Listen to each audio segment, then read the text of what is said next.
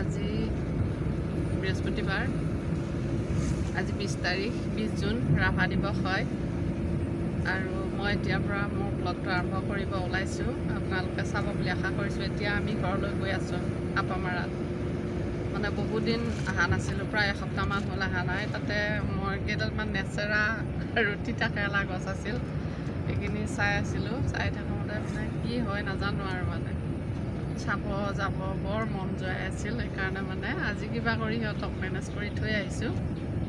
গতিকে চাই থাকিব মোৰ ব্লগটো।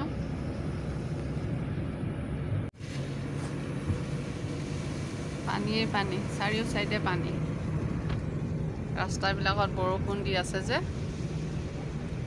চাৰিও চাইডে পানী হৈ আছে। এইবিলাক ইটো চাইডেও পানী।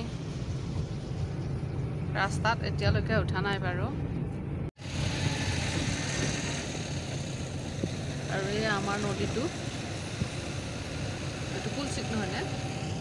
আৰু এইখন হ'ল নোৱা নদী। এইখন ফিল্ড, স্কুলৰ ফিল্ড। পানী চাওক, পানী পানী এইবিলাক চাওক। আৰু এইবিলাক পানী গোটেই পথাৰ নে পুখুৰী গমেই নোপোৱা হৈছে। কুলচিত নদী একদম ফিকি আছে, চাওক ফিকি ফুলি একদম পুৰা ভৰ্তি হৈ আছে। এয়া কুলচিত নদীটো একদম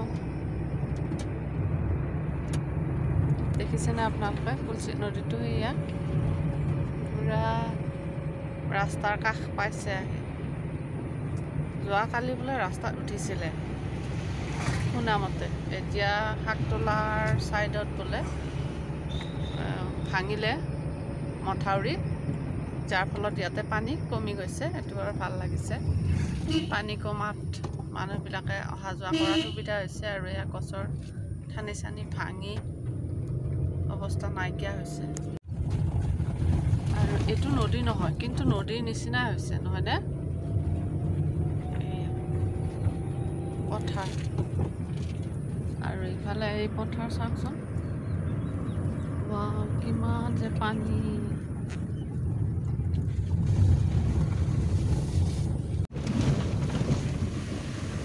এয়া খালবিলাক ডুবি গৈছে।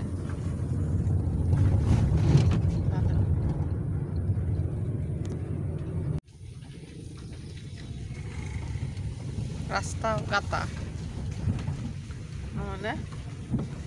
ইফালে এইবিলাক মাছ মৰা মানুহ, আমাৰ ইফালে পানী নদীয়ে জাল মৰা মানুহ ঢেৰ।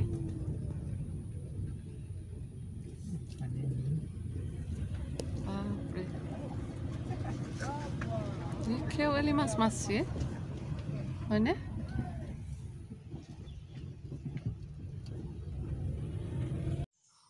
হেল্ল' ফ্ৰেণ্ডছ, মই আহি ঘৰ পালোঁ।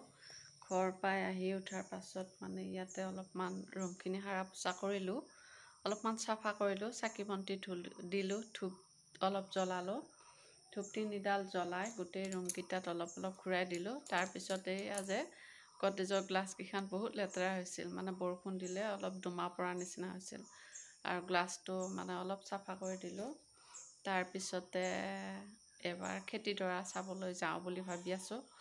বহুত জংঘল হৈ আছে, তাতে অকলে যাব ভয় লাগি আছে। এওঁকো লগ ধৰি আছোঁ।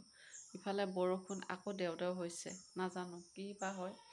অলপ অলপ বতৰটো দাঙিছেও, কিন্তু আমি ঠিক অহা সময়ত ৰ'দেই দিছিল, বৰ ভাল লাগি গৈছিল মনটো। কিন্তু এতিয়া আকৌ বতৰটো ডাৱৰীয়া হ'ব ধৰিছে। মই ইয়াতে ভিতৰতে আছোঁ, চাই থাকিব মোৰ আজিৰ ব্লগটো।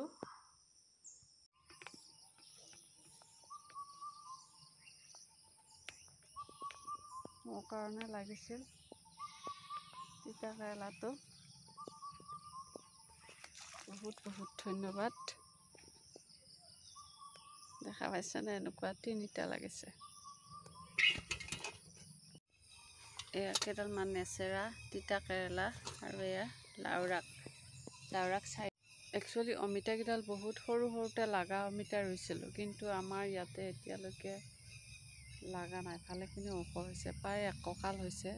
এতিয়াহে ফুলিব ধৰিছে। চাওকচোন অমিতা ফুল। এইডাল অমিতা মোৰ সমানে হৈছে বুলিব পাৰি। গতিকে এইয়া দুই এটা ফুল ফুলিছে আৰু এয়া পুখুৰীৰ পানী এইয়া এওঁ সেই সিফালে গৈছে আৰু এয়া ফিচাৰীটোৰ পানী এইখিনি হৈছে। মাছ আধা দিছিলোঁ, মাছবিলাকে পিলপিলাই আছে, সৰু সৰু মোৱা মাছ। এইখিনি আপোনালোকৰ লগত শ্বেয়াৰ কৰিলোঁ।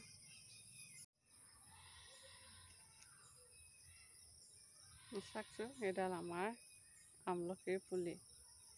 আমলখিৰ পুলি এটাত ইয়াতে মই মোবাইলটো থৈ ধুনীয়াকৈ ভিডিঅ'টো কৰিব পাৰিছোঁ। আপোনালোকৰ লগত অলপমান দেখুৱাইছোঁ, মানে বহুত ভাল লাগিছে।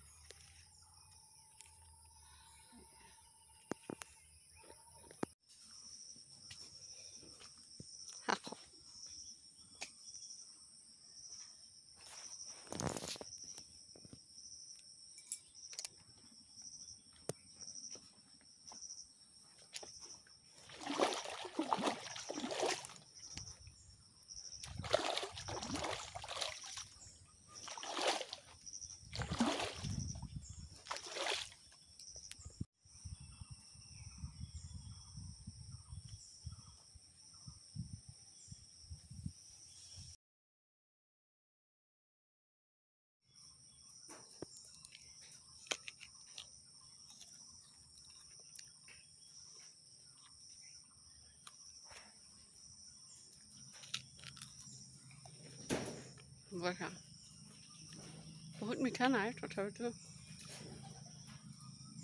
ভাল লাগিছে।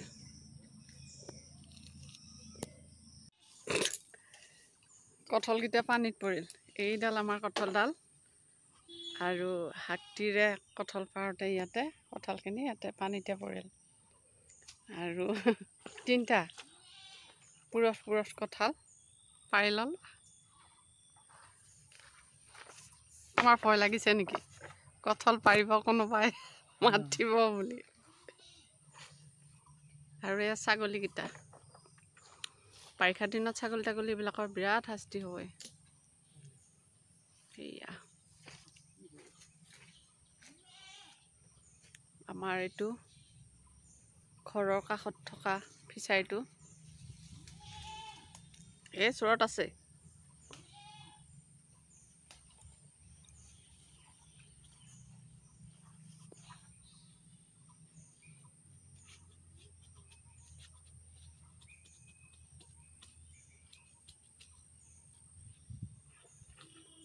কচু পাতে দিহে দিবা লাগে।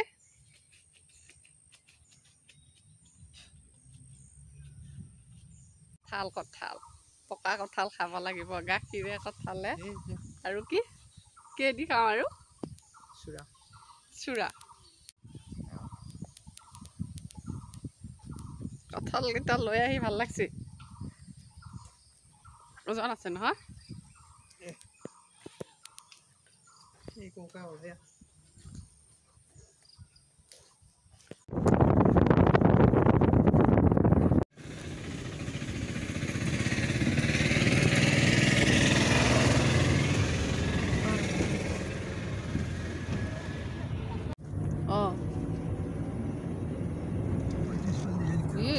হেৰিখন গুচি গ'ল নে?